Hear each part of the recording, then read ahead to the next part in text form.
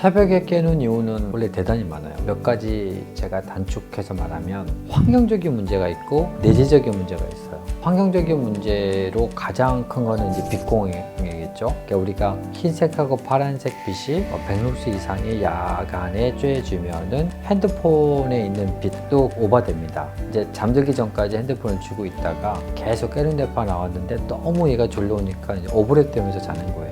깨는 대파가 계속 나오니까 자는 힘보다 깨는 힘이 커지겠죠. 이게 환경적인 거의 대표적인 거예요. 환경적인 깨는 게 생각보다 꽤 많아요. 왜냐면 우리가 자는 거에 대해서 완벽한 환경을 구사할 수도 없고 뭐가 완벽한 환경인지 잘 모르세요, 일반인들은. 그럼 이제 뇌가 문제는 내재적인 문제죠. 내재적인 건 두 가지로 나눠집니다. 첫 번째는 내과, 신경과. 그러니까 내과는 이제 몸이죠. 신경과는 뇌 안에 내과가 신경과, 신경내과. 그 다음에 정신과예요. 우리가 너무 불안해요. 너무 우울해요. 그러면은 뭐 당연히 잠자는 호르몬이 억제되고 잠자는 호르몬이 나오죠. 친구가 돈을 갖고 도망갔어요. 너무 불안할 거 아니에요. 그리고 막 생각만 해도 막 심장이 빨리빨리 뛰고 잠이 드는 것도 어렵고 많이 깰 거 아닙니까? 그래서 이거는 이제 심리적인 문제 많이 깨야 되겠죠. 그 다음에 내재적인 거는 내가 자는 도중에 막 부정맥이 나와요. 자는 도중에 막 근육이 수축이 돼요. 자는 도중에 체온이 올라가요. 이런 내재적인 내과적인 문제가 또 있어도 자는 도중에 깨게 되겠죠. 그래서 이 세 가지 중에 뭔가가 잠이 유지가 안 되면 깨는데 병적인 기준이 있어요. 그럼 내가 자다가 한 번 깬다고 다 그걸 병으로 보느냐? 그렇진 않습니다. 우리가 2번 이상 깨요. 자는 도중에.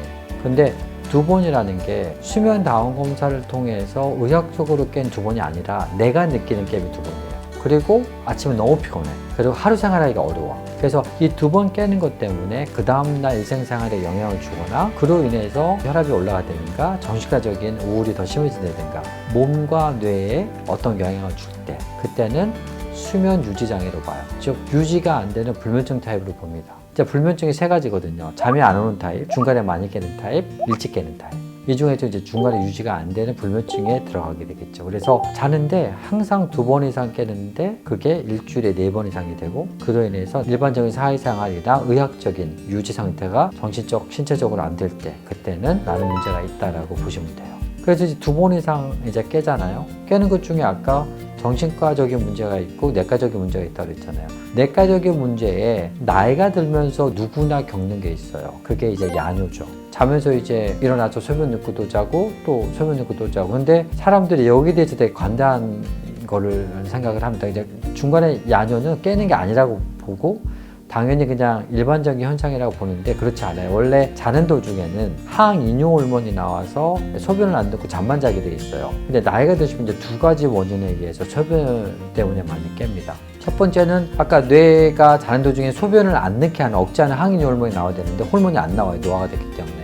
근데 이런 문제보다도 훨씬 소변을 많이 넣게 되는 게 구강호흡이에요. 그러니까 자는 도중에 입을 다물고 코를 쉬면 폐하고 횡격막이 정박자로 쉬어요. 그러면 호흡 박자가 맞으니까 방광이 눌리는 것도 항상 일정하게 표시가 가해집니다. 구강호흡을 하게 되면요. 일정하게 구강호흡을 하지 않아요.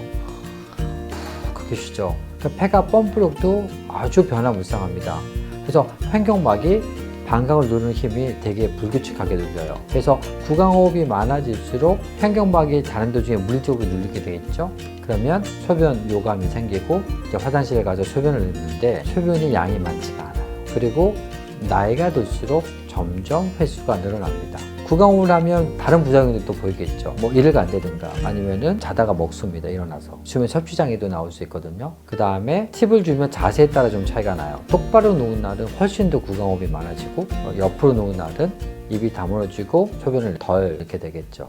그래서 한번 정리해보면 중간에 깨는 거의 병적인 기준은 하루에 2번 이상 깨는 게 일주일에 4일 되면서 문제가 됐을 때 원인은 환경적인 문제하고 내재적인 문제인데 내재적인 문제 중에서도 가장 흔한 거는 생각 외로 구강호흡이다. 그래서 그 특징이 2시간 간격으로 깨게 되겠고 그때 이제 소변의 양은 많지 않고 입마름이 있고 그 다음에 꿈에 관련된 여러 가지 악몽을 꾼다든가 아니면 꿈 내용을 지저분하다든가 꿈에 관련된 여러 가지 사건 이벤트가 많이 나올 수 있다. 이런 분들 같은 경우 만약에 자꾸 깨니까 너무 짜증나고 잠자는데 이게 좋다고 누가 얘기를 해줘요. 너 깨면 안 된다고 잠을 푹 자야 된다고 그러면서 수면제나 수면 유도제나 잠에 아주 좋은 걸 줬어요. 그런데 어떻게 보면 비강호흡이 정상인데 비강호흡이 안 되니까 살려고 구강호흡을 하는 거예요. 근데 그 약을 먹고 안 깨요.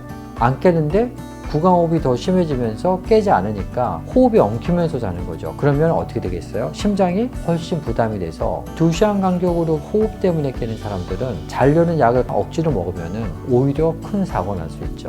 꼭 생각해야 될 거는 야간에 깨는 게 2번 이상 되는데 그게 구강호흡에 관련된 깨임이라는 거는 내가 살려고 깨는 거예요. 근데 그거를 강제적으로 억지로 재우면 훨씬 더 예기치 않은 부작용이 생길 수 있다. 자면서 깨는 거는 분명히 원인을 찾을 수 있습니다. 그게 수면장애 검사예요. 중간에 깨는 거는 심리적인 문제든 내재적인 문제든 내과적인 문제든 원인이 분명히 있으니 그 원인을 찾는 쪽으로 노력해서 고치면 치료가 완벽할 수 있는 몇 가지 안 된 수면장애 하나다. 깨는 거는 우리가 조금만 의사 선생님과 협의해서 노력하면 찾을 수 있거든요. 함부로 자려는 약을 먹지 말고 제가 말했던 걸 다 정리해보고 생각해 보셔서 가까운 수면 클리닉 가셔서 선생님과 상의하셔서 찾으시면 생각보다 빠른 시간 내에 꿀잠을 잘 수 있다고 말씀드리고 싶습니다.